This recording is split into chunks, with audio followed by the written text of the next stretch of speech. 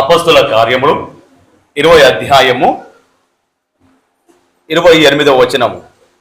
దేవుడు తన స్వరక్తమిచ్చి సంపాదించిన తన సంఘమును కాయుటకు పరిశుద్ధాత్మ మిమ్మును దేని యందు అధ్యక్షులుగా ఉంచెనో ఆ యావత్తు యందును గూర్చియు మీ మట్టుకు మిమ్మును గూర్చియు జాగ్రత్తగా ఉండుడి. హల్లెలూయా. ఎస్, ఇక్కడ మొదటి లైన్లో తెలియజేస్తుంది సంఘము ఎలా కొనబడింది, సంఘము దేవుని సొత్తు ఎలాగైంది. ఈ సంఘం ఉంది, కృపాటెముల సంఘం ఉంది. ఈ సంఘముగా మారాలి అంటే, సంఘంగా దేవుని సన్నిధిలో ఉండాలంటే దేవుడు తన స్వరక్తం ఇచ్చి సంపాదించినదే ఈ సంఘం. కాబట్టి ప్రతి ఒక్కరు కూడా ఆయన రక్తములో కడగబడి, ఆయన రక్తములో పరిశుద్ధపరచబడి ఆయన సంఘములో చేరుస్తారు. కుటుంబ ప్రార్థన ద్వారా ఎన్ని అద్భుతాలు జరిగాయో, ఏ కుటుంబము దీవించబడుతుందో ఆ కుటుంబము అనేక మందికి దీవెనకరంగా ఉంటుంది. కుటుంబ ప్రార్థన వల్ల ఆ కుటుంబం ఆనందంగా ఉంటుంది. కుటుంబ ప్రార్థన వల్ల ఆ కుటుంబం సమాధానంగా ఉంటుంది. కుటుంబ ప్రార్థన వల్ల ఆ కుటుంబంలో అభివృద్ధి, ఆరోగ్యము ఉంటుంది అనే సత్యాన్ని దేవుడు గత వారంలో మాట్లాడి ఉన్నాడు. హల్లెలూయా, హల్లెలూయా. ఈరోజు సంఘ ప్రార్థన వింటున్నాము కానీ దాన్ని పాటించేవారు లేరు, గ్రహించలేకపోతున్నాం. అంటే మేము ధన్యులము కాము, అంటే దీవించబడ్డవారము కాము. ప్రకటన గ్రంథము 1:3 అక్కడ ఒక మాట ఉంది, చూద్దాం. సమయము సమీపించుచున్నది కనుక ఈ ప్రవచన వాక్యములో, ఈ గ్రంథాన్ని, ఈ ప్రవచన వాక్యములో చదువువాడును వాటిని విని ఇందులో రాయబడిన సంగతులను గైకొడు వారును ధన్యులు, అనగా పాటించేవారు ధన్యులు. మేము ప్రతి ఆదివారము ఒక క్లుప్తమైన అద్భుతమైన దేవుడు నాకు తెలియపరిచిన ఆ అద్భుతమైన మాటలు తెలియపరిచినప్పుడు ఒక వ్యక్తిగా ఎలా ప్రార్థన ఉంటే ఆ వ్యక్తి దీవించబడతాడు. ఒక కుటుంబముగా కుటుంబ ప్రార్థన కలిగి ఉంటే ఆ కుటుంబం ఏ విధంగా దీవించబడుతుంది. ఒక శ్రేష్టమైన దేవుని చేత దీవించబడిన కుటుంబాలను దేవుడు చూపిస్తూ ఓ అద్భుతమైన జీవము కలిగిన మాటలను మీరు వింటూ కూడా ఒకవేళ గై కొనకపోతే, పాటించకపోతే మిమ్ములు మీరు అద్దంలో చూసిన వారై ఉంటారు. అద్దంలో చూసి మర్చిపోతారు కదా, అదేవిధంగా వాక్యాన్ని వింటారు కానీ మర్చిపోయేవారుగా ఉంటారు. మర్చిపోయేవారు దీవించబడ్డవారు కావచ్చు కానీ ధన్యుడుగా కానీ ఉండలేరు. హల్లెలూయా. ఈరోజు సంఘము అనగా గ్రీకు పదము ఎక్లీసియా. ఎక్లీసియా అనగా బయటకు వచ్చిన వారు. బయటకు వచ్చిన వారు ఎక్కడి నుంచి బయటకు వచ్చిన వారు అని మేము బైబిల్ చూసినట్లయితే పేతురు 2వ అధ్యాయము 9వ వచనములో చీకట్లో నుంచి పిలువబడ్డాం, శాపముల నుంచి పిలువబడ్డాం, దాస్యము నుంచి పిలువబడ్డాం, పాపం అనే దాస్యములో నుండి పిలువబడ్డాం, లోకములో నుంచి పిలువబడ్డాం, లోకాధికారి చేతుల నుంచి పిలువబడ్డాం. అనగా మేము పిలువబడ్డాం లేదా బయటకు వచ్చాం అనే పదం, బయటకు వచ్చి ఒక సంఘముగా దేవుడు ఏర్పాటు చేశాడు. ఆ సంఘం ఈరోజు నువ్వు పిలువబడ్డావు అంటే ఎవరి ద్వారా? దేవుని మాట ద్వారా. 2వ తెస్సలోనిక పత్రిక 2వ అధ్యాయము 14వ వచనంలో సువార్త మూలముగా నీవు పిలువబడ్డావు. సువార్త అనగా మంచి వార్త, అది దేవుని మాట వల్ల నీ జీవితాన్ని దిద్దుకొని ఆ సువార్త వల్ల నీవు ఈ సంఘములో పిలువబడ్డావు. పిలువబడ్డ నీవు క్రీస్తు రక్తంలో కడగబడి ఆ రక్తము ద్వారా నువ్వు శుద్ధుడవై నువ్వు సంఘములో చేర్చబడ్డావు. హల్లెలూయా, హల్లెలూయా. ఈ సృష్టిలో సురక్షితమైన స్థలము, ఈ సృష్టిలో క్షేమకరమైన, సంతోషకరమైన, ఆదరించే స్థలముగా, ఓదార్చే స్థలముగా ఏదైనా ఉందయ్యా అంటే అది దేవుని సన్నిధే. హల్లెలూయా. అదే సంఘమే. అనగా దేవుని సన్నిధిలో సంఘముగా ఏర్పాటు కావడమే, సంఘముగా కూడి దేవునిలో ఆనందించడమే అది అద్భుతమైన స్థలం. హల్లెలూయా. మోసే ఎవరయ్యా అంటే ఒక హంతకుడు. మోసే నత్తివాడు. మోసే ఒక రాజు తర్వాత కాబోయే రాజు అయినప్పుడు కూడా తాను ఒక సత్యాన్ని గ్రహించి లోకము నుంచి వేరై, పాపము నుంచి వేరై, అల్పకాల పాప భోగముల నుంచి వేరై క్రీస్తుతో శ్రమపడే ప్రజలలో గుంపులో నేనొక్కని అని సాక్ష్యం ఇస్తున్నాడు మోసే. అలా ఆయన ఎప్పుడైతే క్రీస్తు యొక్క దేవుని యొక్క సన్నిధిని అనుభవించాడో, ఆ కొండ పైన వెళ్ళి ఆ క్రీస్తు యొక్క దర్శనాన్ని చూశాడో, పొద మండుతూ ఉన్నప్పుడు ఆ పొదలో నుంచి దేవుడు మాట్లాడాడు. ఆ మాటలు ఆయన విన్నాడు, సన్నిధిని అనుభవించాడు. అనుభవించిన ఆయన జీవితం మారిపోయింది. నత్తివాడు కాస్త నాయకుడుగా మారాడు. హల్లెలూయా. మొసలికి ఎక్కడ బలం ఉంటుంది? నీళ్ళలో బలం ఉంటుంది. సింహానికి ఎక్కడ బలం ఉంటుంది? పంజలో కదా, పంజలో బలం ఉంటుంది. అదే జింకకు ఎక్కడ బలం ఉంటుంది? కాళ్ళలో బలం ఉంటుంది. ఏనుగులో ఎక్కడ బలం ఉంటుంది? తొండంలో బలం ఉంటుంది. కానీ ప్రపంచంలో నిజ క్రైస్తవుడికి ఎక్కడ బలం ఉంటుంది అంటే సంఘంలో బలం ఉంటుంది. హల్లెలూయా. మొసలి నీళ్ళలో ఉన్నంత వరకు దానికి బలం ఉంటుంది. అదే ఆ నీళ్ళలో నుంచి బయటకు వస్తే మొసలికి బలం ఉంటుందా? ఉంటుందా? ఉండదు. ఎందుకంటే దాని పట్టు, దాని పుట్టుక నీళ్ళే, సముద్రమే. అదే రీతిగా సంఘం నుంచి నువ్వు బయటకు వస్తే నీకు బలం ఉండదు. సంఘం నుంచి బయటకు వస్తే నిన్ను తరిమేవారు, నిన్ను కొట్టేవారు, నిన్ను హింసించేవారు, పాపములో నువ్వు వెళ్తావు.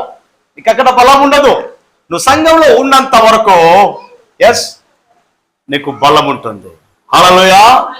చాలా మందికి ప్రశ్న, సంఘంలో నువ్వు నిలవాలి అంటే నువ్వు ఏం చేయాలంట?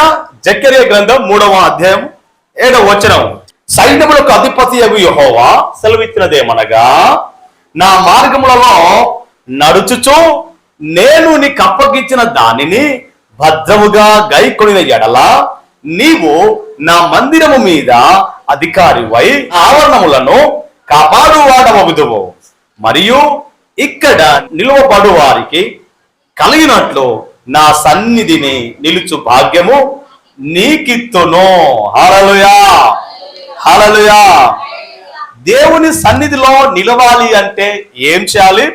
దేవుడు మాకు అప్పగించిన ఆ రక్షణను కాపాడుకోవాలి. దేవుడు మాకిచ్చిన విశ్వాసాన్ని కాపాడుకోవాలి. దేవుడు మాకిచ్చిన ఆ నమ్మకాన్ని కాపాడుకోవాలి. దేవుడు మాకిచ్చిన పరిచర్యను కాపాడుకోవాలి.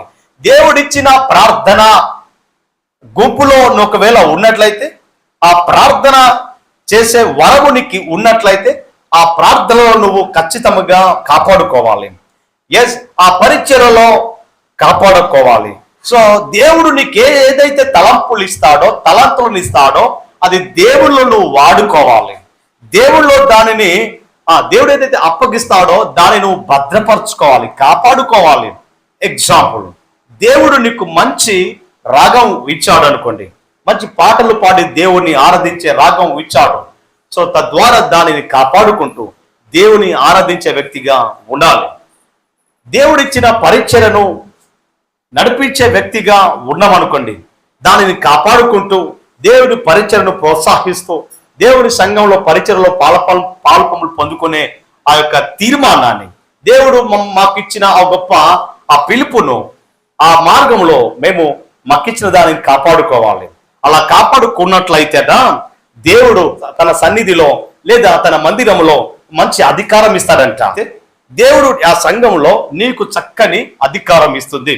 ఒక ప్రార్థన యోధుడిగా, ఒక ప్రార్థన పరురాలుగా, ఒక పరిచయం చేసే వ్యక్తిగా, ఒక దేవుడి పరిచయలో నడిపించే వ్యక్తిగా, లేదా ప్రయాసపడే వ్యక్తిగా, పరిచయంలో పాలు పొందుకునే వ్యక్తిగా దేవుడు నీకు అద్భుతమైన అవకాశం ఇస్తాడంట. హల్లెలూయా. అంతేకాకుండా దేవుని యొక్క సన్నిధిలో దేవదూతలు నిలిచినట్లుగా, అనేక మంది భక్తులు నిలిచినట్లుగా ఆయన యొక్క సన్నిధిలో నిలిచే భాగ్యము, నిత్యము ఆయన సన్నిధిని అనుభవించే భాగ్యము దేవుడు మీకు ఇస్తాడంట. హల్లెలూయా. నీ ఆత్మీయ జీవితాన్ని కాపాడుకోకుండా, నీ రక్షణ జీవితాన్ని కాపాడుకోకుండా, నీకిచ్చిన తలంతులను, నీకిచ్చిన ఈ మార్గాన్ని నువ్వు కాపాడుకోకుండా నువ్వు ఇష్టానుసారం జీవించినట్లయితే, నీ ఇష్టం మీద ఆధారపడినట్లయితే నీవు ఈ సన్నిధిలో నిలబడలేవు, నీవు ఈ యొక్క మందిరంలో రానే రావు. కారణం ఏంటంటే దేవుని సన్నిధి నిలిచే భాగ్యం అంటే తెలుసా? ఆ భాగ్యము మోసే పొందుకున్నాడు, ఆ భాగ్యము దానియేలు పొందుకున్నాడు, ఆ భాగ్యము దేవుని సన్నిధిలో నిలిచే భాగ్యము సౌలు అనుభవించాడు, పౌలుగా మార్చబడ్డాడు, దేవుని సన్నిధిని అనుభవించాడు. మోసే కొండ మీద దేవుని సన్నిధిని అనుభవించాడు. ఆ అనుభవము ఇంతకాలం జీవించిన ఒక తీరు అయితే, ఆ దేవుని సన్నిధిని అనుభవించి తన జీవితం మారినప్పటి నుంచి ఆ జీవితం మరో అద్భుతమైన సవాలుగా, క్రీస్తులో నిలకడగా ఉండే జీవితము దేవుడిచ్చాడు. హల్లెలూయా. మోసెను చక్కగా వాడుకున్నాడు. సౌలైన పౌలుగా మారాడు. సౌలు దేవుని సన్నిధిని అనుభవించినప్పుడు పౌలుగా మార్చబడ్డాడు. మార్చబడ్డ తర్వాత ఆ పౌలు దేవుని కొరకే నిలకడగా నిత్యము ఆయన సన్నిధిలోనే నిలకడగా ఉన్నాడు. హల్లెలూయా. ఆ పౌలుకు అప్పగించిన పనిని తుదముట్టించేంత వరకు నమ్మకంగా చేశాడు. కొలొస్సీ పత్రిక 1:24. ఇప్పుడు మీ కొరకు నేను అనుభవించుచున్న శ్రమల యందు సంతోషించుచు సంఘము అను ఆయన శరీరము కొరకు క్రీస్తు పడిన పాట్లలో కొదువైన వాటి యందు నా వంతు, నా శరీరమందు సంపూర్ణం చేయుచున్నాను. చూసారా? సంఘము అను ఆయన శరీరము కొరకు క్రీస్తు ఏ విధంగా తన యొక్క శరీరాన్ని అప్పగించుకున్నాడో, ఆ సంఘము కట్టుకోవడానికి ఏ విధంగా తన్ను తాను అప్పగించి తన బిడ్డలను రక్షించుకోవడానికి ప్రాణాన్ని పణంగా పెట్టాడో, అదే రీతిగా భక్తుడైన పౌలు అంటున్నాడు, సంఘము ఏర్పాటు కొరకు, ఆ సంఘము కొరకు నేను కూడా వారి కొరకు ప్రార్థనలు, వారి కొరకు యాతనలు, వారి కొరకు కృతజ్ఞతలు తెలియపరుస్తూ వారు రక్షించబడడానికి నా వంతు నేను కృషి చేస్తున్నాను. అలా కృషి చేసే సమయంలో ఎన్నో నిందలు, ఎన్నో బాధలు, ఎన్నో భయంకరమైన ఇబ్బందులు పౌలుకు ఎదురయ్యాయి. ఎన్నోసార్లు ఆయన కొట్టబడి ఈడ్వబడ్డాడు. అయినప్పుడు కూడా ఆయన వెనుకకు తిరగలా. క్రీస్తు తన ప్రజల కొరకు ప్రాణం పెట్టినట్లు పౌలు కూడా తన సంఘం కొరకు ప్రాణం పెట్టడానికైనా సిద్ధంగా ఉన్నాడు. ఆయన అంటున్నాడు, నా వంతు నేను ఈ సంఘము అనే క్రీస్తులో నా వంతు నేను కృషి చేస్తాను అని చెప్పేసి ఆయన దృఢంగా నిలబడ్డాడు. హల్లెలూయా. సంఘము, మనమందరం కూడా ఒక వ్యక్తి శరీరంలో ఎన్ని అవయవాలు ఉన్నాయో సంఘంలో వచ్చే వారిని ఒక్కొక్క అవయముగా దేవుడు అమర్స్తాడు అనే వాక్యంలో రాయబడి ఉంది.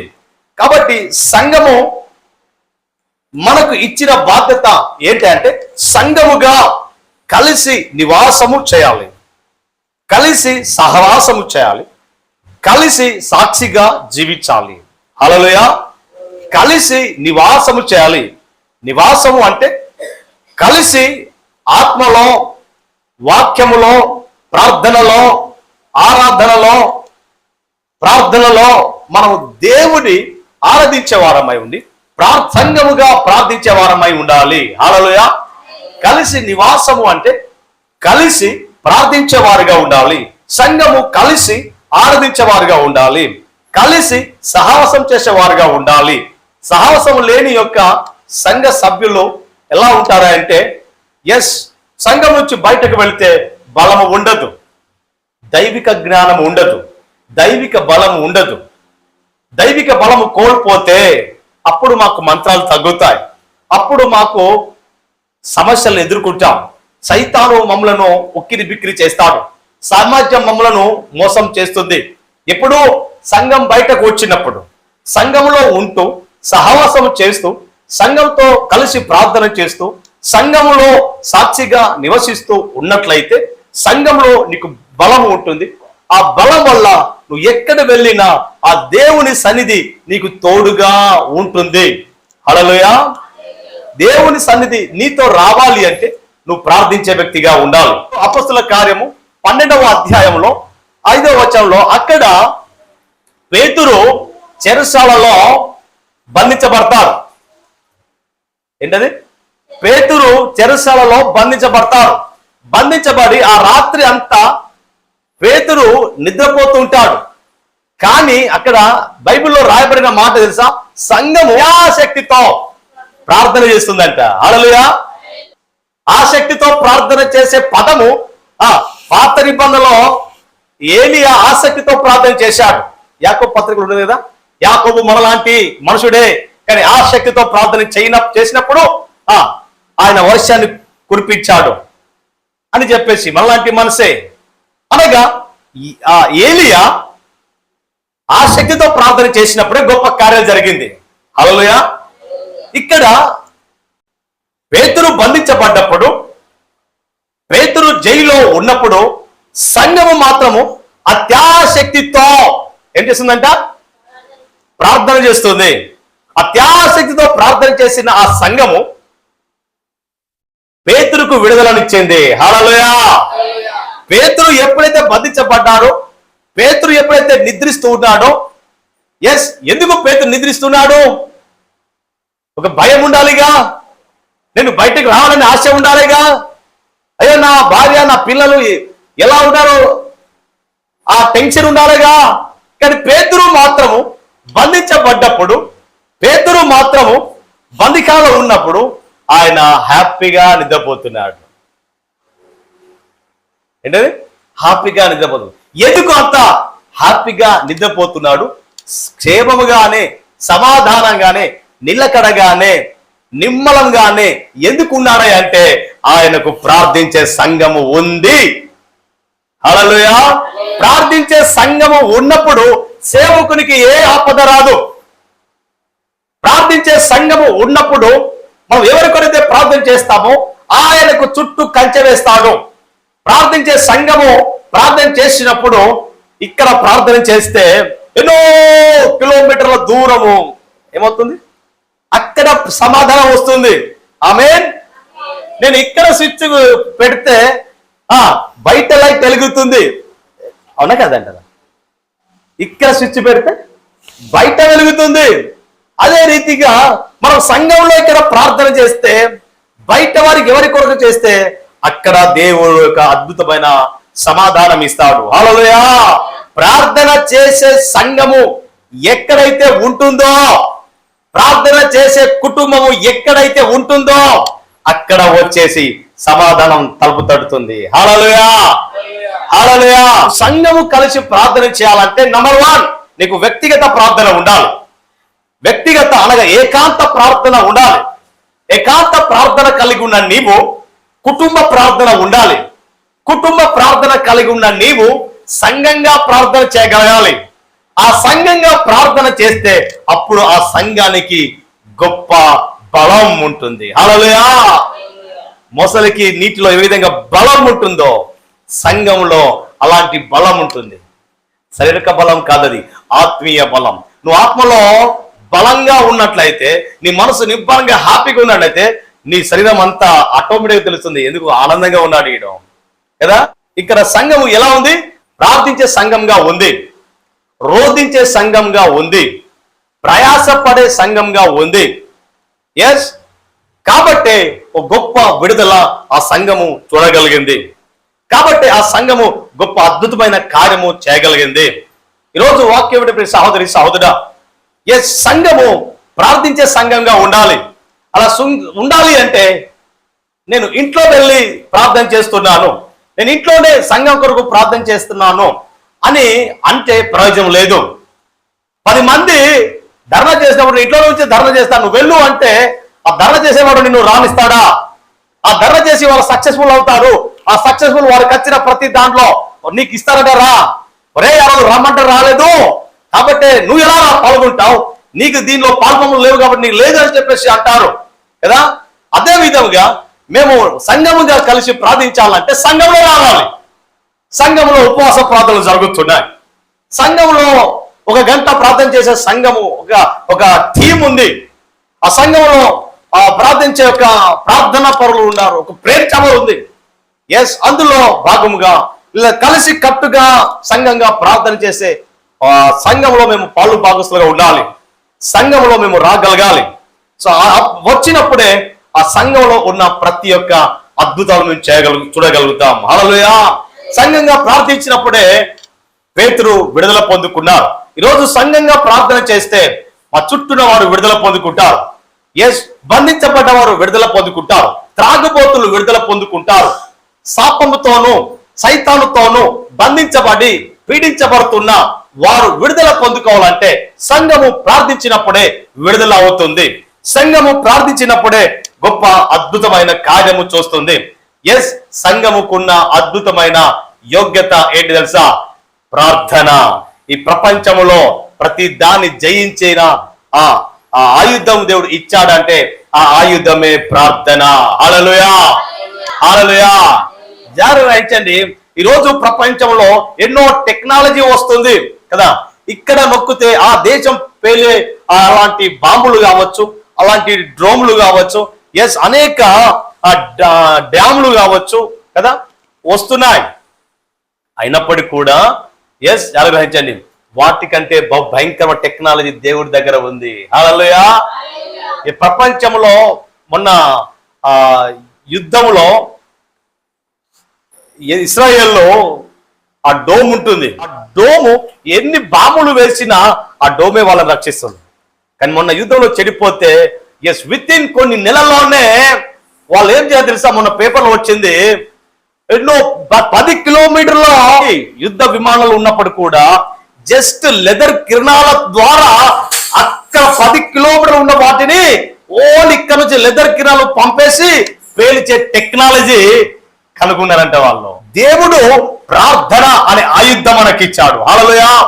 ఈ మనిషికి ఎన్ని టెక్నాలజీ ఉన్నా అన్ని టెక్నాలజీ కంటే ప్రార్థన టెక్నాలజీ తెలుసా? ఇక్కడ ప్రార్థన చేస్తే అమెరికాలో విడుదల కావాలి. హల్లెలూయా. ఇన్ని బాము అంత దూరం పోతుందా? లెదర్ కిరణాలు అంత దూరం పోతున్నాయా? అది 10 కిలోమీటరే. కానీ మన ప్రార్థన లోకాలు దాటిపోతుంది. హల్లెలూయా. మన ప్రార్థన దేశాలు దాటిపోతుంది. హల్లెలూయా. మన ప్రార్థన ఎస్ ఆ రాష్ట్రాలు దాటిపోతుంది. మన ప్రార్థన వాడలు దాటిపోతుంది. ప్రార్థన చేస్తే గొప్ప ఆశ్చర్యకారం జరిగింది. హల్లెలూయా. వారు ప్రార్థన చేయగానే వారు కూడి ఉన్న చోటు కంపించెను. అప్పుడు వారందరూ పరిశుద్ధాత్మతో నిండిన వారై దేవుని వాక్యమును ధైర్యముగా బోధించేది. పరిశుద్ధాత్మ తాకిడి జరిగింది. వారందరూ ప్రార్థన చేస్తుండగా, అనగా ఒక సంఘముగా ప్రార్థన చేస్తుండగా దేవుని యొక్క ప్రకంపనాలు, పరిశుద్ధాత్మ యొక్క తాకిడి, పరిశుద్ధాత్మ కదిలింపు ఆ రోజు జరిగింది. ఆ జరిగినప్పుడు ఏం జరిగింది తెలుసా? వాళ్ళు ధైర్యంగా దేవుని మాటలు బోధించగలిగారు. అప్పుడు 3,000 మంది రక్షించబడ్డారు వాళ్ళు. హల్లెలూయా. దేవుని మాటల్లో ఉన్న శక్తి, దేవుని మాటల్లో ఉన్న గొప్ప అద్భుతమైన ఆ శక్తి తెలుసా?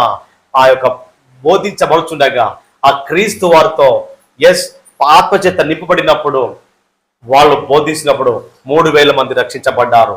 దానికి కారణం దేవుడు రాకడ, పరిశుద్ధాత్మ రాకడ, పరిశుద్ధాత్మతో నింపబడము, పరిశుద్ధాత్మతో మాట్లాడము, పరిశుద్ధాత్మ నడిపింపు ఎప్పుడు వచ్చింది అంటే కలిసి ప్రార్థన చేసినప్పుడే వచ్చింది. హల్లెలూయా, హల్లెలూయా. ఈరోజు చాలా మంది కలిసి మందిరానికి వెళ్ళండి అంటే ఎస్ ఇంట్లోనే టీవీలలో చూస్తున్నారు, యూట్యూబ్లలో చూస్తున్నారు. ఎప్పుడు నీ రోజు చూడు, కానీ ఆదివారం వస్తే చూడడానికి అవకాశం లేదు. ఆదివారం ఖచ్చితంగా మందిరములు వెళ్ళాలి. మందిరమును నువ్వు ఎంత అద్భుతంగా దానిని ఘనపరుస్తావో, ఎంత అద్భుతంగా దానిని నువ్వు ప్రోత్సహిస్తావో, ఎంత అద్భుతంగా దాన్ని కొనియాడుతావో, ప్రార్థిస్తావో, ఆరాధిస్తావో అంత ఉన్నత స్థలంలో నేను నువ్వు దీవిస్తా అంటున్నాడు. హల్లెలూయా. సంఘము ప్రార్థించడం వల్ల ఏం జరిగింది? పరిశుద్ధాత్మతో నింపబడ్డారు వాళ్ళు. సంఘం ప్రార్థన చేయడం వల్ల, ఆ బోధించడం వల్ల ఏం జరిగింది? 3000 మంది రక్షించబడ్డారు. ఏకంగా ప్రార్థన చేయడం వల్ల రక్షణ వస్తుంది, విడుదల వస్తుంది. ఎస్, అదేవిధంగా మూడవదిగా చూద్దాం. 2 కొరింథీ 1:9 చూద్దాం రండి. అక్కడ సంఘము ప్రార్థన చేసినప్పుడు 9 నుంచి చదువుదామా?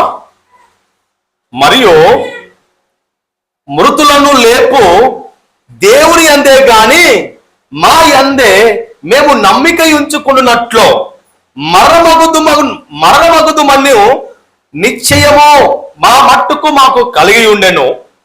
ఆయన అట్టి గొప్ప మరణము నుండి మమ్మును తప్పించెను, ఇక ముందుకును తప్పించును. మరియు మా కొరకు ప్రార్థన చేయుట వలన మీరు కూడా సహాయము చేయుచుండగా ఆయన ఇంకా ముందుకును మమ్మును తప్పించునని ఆయన యందు నిరీక్షణ గలవారమై ఉన్నాము. హల్లెలూయా, హల్లెలూయా. జాగ్రత్తగా గ్రహించండి. ఇక్కడ ఈ మాట భక్తుడైన పౌలు సముద్రంలో ప్రయాణం చేస్తున్నాడు. బంధించబడి ఆ బంధకాల్లో వెళుతున్నారు.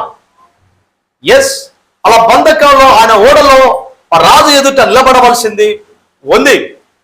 ఆ ఓడలో వాళ్ళు ప్రయాణం చేస్తున్నారు. రాత్రి పగలు ప్రయాణం చేస్తున్నారు. ఓడ మునిగిపోబోతుంది, ఓడ మునిగిపోబోతుంది. ఎస్, అందులో ఉన్న సరుకులు పడేశారు. ఆ ఓడ పగిలిపోయింది. ఆ పగిలిపోయి మేము బ్రతకము, వాళ్ళకు ఆశ లేదిగా. అలాంటి సమస్యలో కూడా మేము రక్షించబడ్డాము అంటే కారణము సంఘం యొక్క ప్రార్థన అని అంటున్నాడు. సంఘము ప్రార్థన చేస్తే ఆ సేవకుడు సేఫ్టీగా ఉంటాడు. హల్లెలూయా. సంఘము ప్రార్థించడం వల్ల ఆ సేవకుడి చుట్టూ కంచె ఉంది.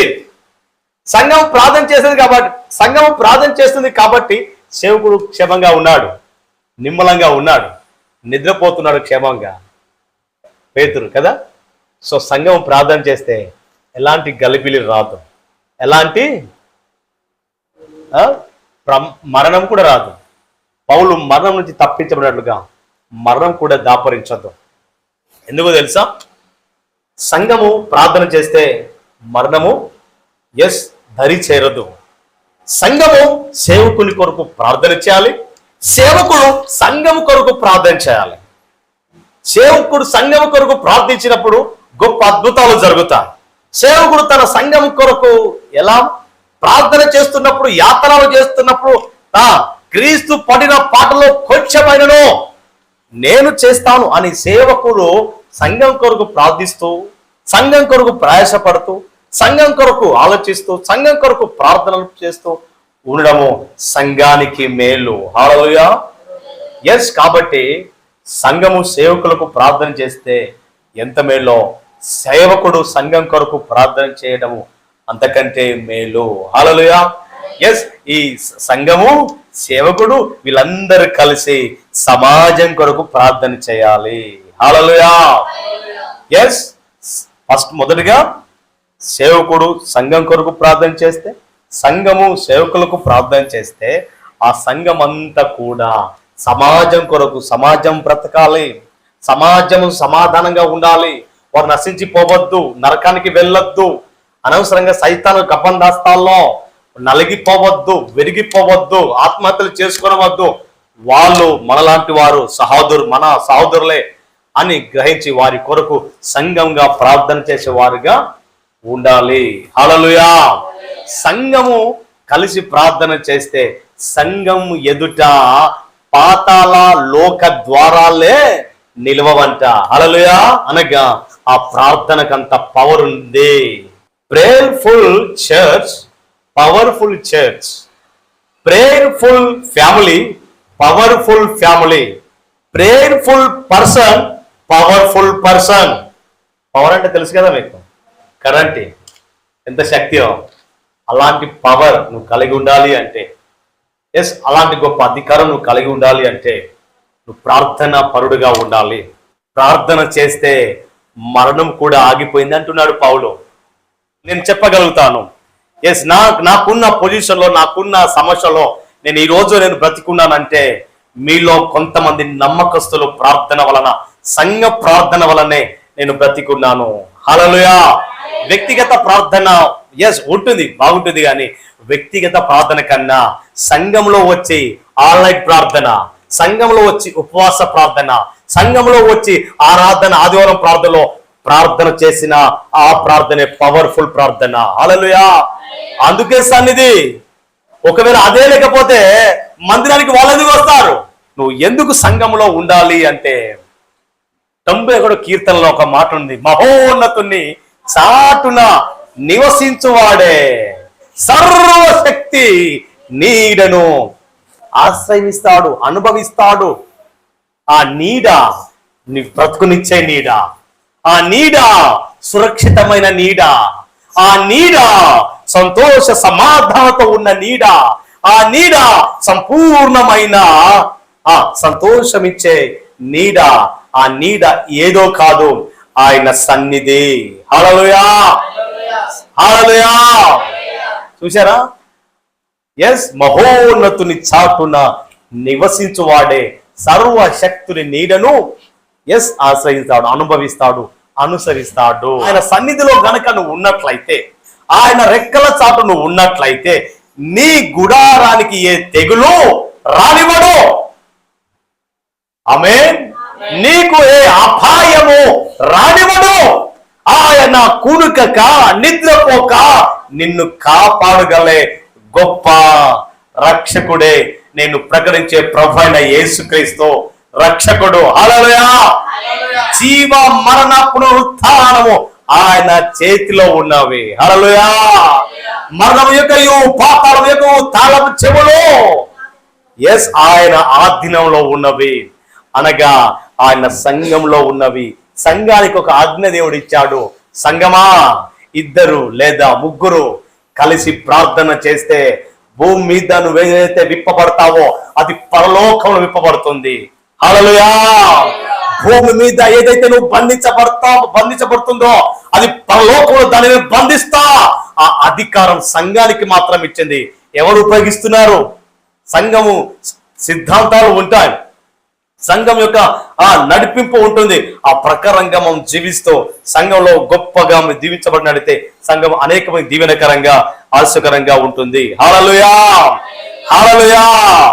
ఎస్, సంఘంలో ఉన్నంత వరకు నీకు ఏ డోక ఉండదు, నేను ఏ సైతాను నిన్ను దరి చేరడు. ఎందుకంటే సంఘం ఎదుట పాతాళ లోకం యొక్క మార్గాలే లేదా దారులే నిలవలేవు. సైతాను ఆ దరికి రాడు.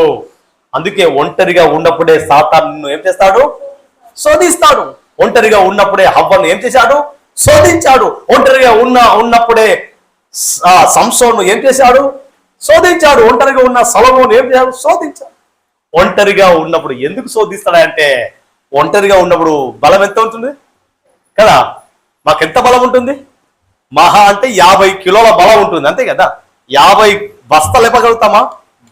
అంటే ఒకవేళ బలంగా లేపగలిగినట్లయితే అంతకంటే 100 కిలోలను లేపగలుగుతావా? మా బలం అంతే. కానీ ఇంకొంతమంది వచ్చారనుకో, ఎన్ని కిలోలు అవుతున్నాయి?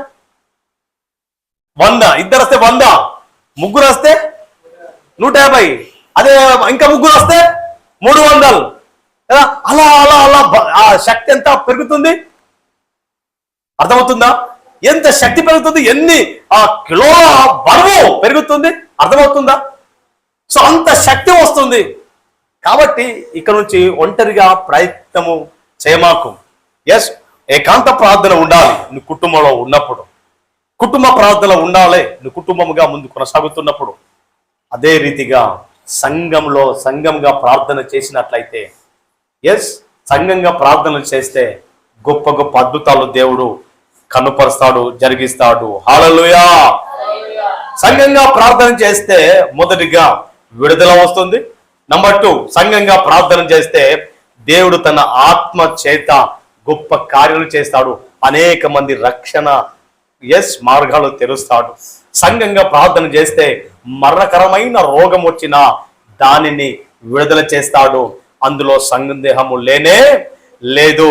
దైవజనుల ప్రార్థన విశ్వాసుల యొక్క మరణం నుంచి కాపాడుతుంది. దైవజనుల పని ఏంటంటే నా పని? ఉద్యోగమా? ఏ ఉద్యోగం అది? సేవా ఉద్యోగం.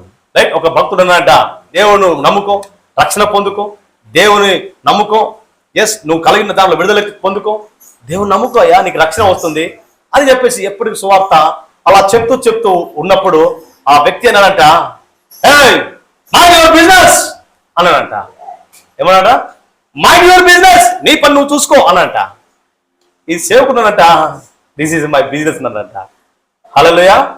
బోధించడమేనా బిజినెస్? బోధించడమే నా పని అనంట. కాబట్టి సహోదరుడా, మా పని ఏంటంటే బోధించడము, ప్రార్థించడం, సంఘం కొరకు ప్రార్థించడం. ప్రార్థన చేసినప్పుడు మరణం నుంచి కాపాడుతాడు దేవుడు. హల్లెలూయా. మన సంఘంలో ఉన్నాడు ఎస్ గులాబ్ సింగ్ అనే వ్యక్తి ఉన్నాడు. మరణ పడకలో వెళ్ళాడు ఆయన. అందరు ఊరు నుంచి బయట నుంచి ఎక్కడి నుంచి వచ్చి అన్నం తినిపించారు చివరి దశ అని. ఎస్ ప్రార్థన చేశాము, మరణంలో నుంచి ఆయనను తప్పించాడు దేవుడు. హల్లెలూయా. సేవకుడు ఇక్కడ ఉండి ప్రార్థన చేశారు అంతే. మీరు ప్రయాణంలో వెళ్ళినప్పుడు, మీరు పనులు చేస్తున్నప్పుడు, మీరు వ్యాపారం వెళ్ళినప్పుడు మీరు అప్పుడప్పుడు తప్పించబడతారు, అప్పుడప్పుడు మీరు రక్షించబడతారు, అప్పుడప్పుడు మీరు మోసపోతున్నప్పుడు కూడా అబ్బా ఆ మోసం నుంచి బయటపడతారు. నువ్వు పోగొట్టుకున్నది అబ్బా దేవుని దేవాల పొందుకున్నావు అని చెప్పేసి అనుకుంటూ ఉంటారు. చూడండి, మీ వెనుక ఉన్న సేవకుని ప్రార్థన మీకు ఆ దేవుని యొక్క సన్నిధి తోడే ఉంటుంది. హల్లెలూయా. అమ్మయ్య, ఈ రోజు నా లక్కీ డే, నాకు అద్భుతంగా చక్కని గిరాయికి వచ్చింది అని చెప్పేసి ఆనందిస్తాము. దాని వెనుక అది సేవకుని యొక్క ప్రార్థన ఉంటుంది. హల్లెలూయా. అయ్యో కొంచెం అయితే నేను ఆ లారీ వచ్చి నాకు గుద్దేది, ఆ బస్సు వచ్చి నాకు గుద్దేది, అయ్యో నా బండి కొంచెంలోనే నాకు యాక్సిడెంట్ నుంచి తప్పించగలిగింది అని నువ్వు అంటావు చూడు, నీ సేవకుని ప్రార్థన. హల్లెలూయా. అలా ప్రార్థన, సేవకుని ప్రార్థన ద్వారా విశ్వాసులు మరణం నుంచి రక్షించబడతారు. ఎస్ అదే రీతిగా సంఘము కలిసి ప్రార్థన చేయడం వల్ల సేవకుడు మరణం నుంచి తప్పించబడతాడు. అది సంఘము యొక్క బలం. ఒకరికొకరు ప్రార్థన చేసి అందరు కలిసి సమాజం కొరకు, సమాజము రక్షించబడాలి, సమాజములో గొప్ప మార్గం తెరపడాలి, దేవుడు అద్భుతాలు జరిగించాలి అంటే సంఘంగా ప్రార్థన చేస్తే అనేక మంది రక్షించబడతారు. హల్లెలూయా. ప్రపంచంలో నెంబర్ 1 చర్చ్ ఉంది దక్షిణ కొరియా. దక్షిణ కొరియా కమ్యూనిస్ట్ దేశం. అది కమ్యూనిస్ట్ అంటే దేవుని నమ్మదు, దేవుడు అంటే లేడు అంటారు కమ్యూనిస్ట్ వాళ్ళు. మా కష్టమో ఫలితం అంటారు. సో అలాంటి దేశం అది. కానీ 10 మందితో ప్రారంభించిన ఆ సంఘము ఒక ప్రార్థనతో ముందుకు సాగుతుంది. రోధించే సంఘంగా, కన్నీరు కార్చే సంఘముగా ఆ సంఘం ఉంది. అలా 10 మంది సంఘముగా, తర్వాత 100 మంది సంఘంగా మారారు. ఆ 100 మంది సంఘము కాస్త 2000 సంఘంగా మారారు. ఆ 2000 మంది ప్రార్థన చేశారు కన్నీళ్లు కార్చే సంఘంగా. మరలా వారందరూ కూడా ప్రయాసపడే సంఘంగా, కన్నీళ్లు కార్చే సంఘంగా ఉన్నారు. కాబట్టి ఆ 2000 కాస్త 2 లక్షలుగా, ఆ 2 లక్షలు కాస్త 10 లక్షలుగా దాటిన సంఘం ఏదైనా ఉందంటే దక్షిణ కొరియా. ఆ కమ్యూనిస్ట్ దేశము ఇప్పుడు క్రైస్తవ దేశంగా మారిందండి. హల్లెలూయా. హల్లెలూయా. దానికి అంతటి కారణం ఏంటంటే ప్రార్థించే సంఘం, కన్నీళ్లు కార్చే సంఘం, రోధించే సంఘం, ప్రయాసపడే సంఘం. అలాంటి సంఘం ఎక్కడ ఉన్నా అలాంటి సంఘం యొక్క ఎదుట ఏ పాతాల ద్వారాలు నిలవవు. ప్రార్థించే సంఘము ఎదుట ఏ సైతాను తన యొక్క కుయుక్తులు పని చెయ్యవు. ఎలాంటి ఆపదలు, ఆటంకాలు ఏది కూడా దరి చేరవు. కాబట్టి ప్రార్థించే సంఘము అలా ఉన్నట్లయితే ఖచ్చితంగా దేవుని సన్నిధిని అనుభవించి ఆ సంఘం ఒకరోజు ఎత్తబడుతుంది. 2వ దశల పత్రిక 4వ అధ్యాయంలో ఆ సంఘం ఒకరోజు బూరధ్వని విడినప్పుడు ఆ సంఘం ఎత్తబడుతుంది. ఆ సంఘానికి మరణం లేదు. ఆ సంఘానికి దేవునితో ఉండే కృప దేవుడు ఇచ్చి ఉన్నాడు. హల్లెలూయా. హల్లెలూయా. కాబట్టి అలాంటి సంఘంగా ఆ